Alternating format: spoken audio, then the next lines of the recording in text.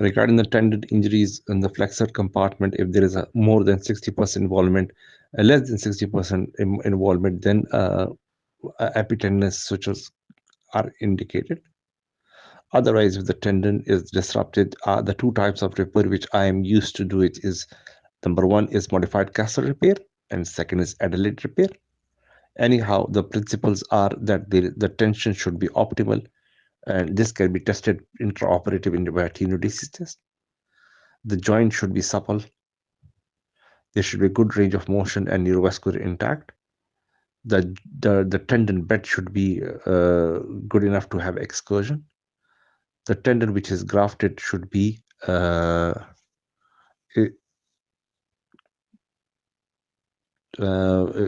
can be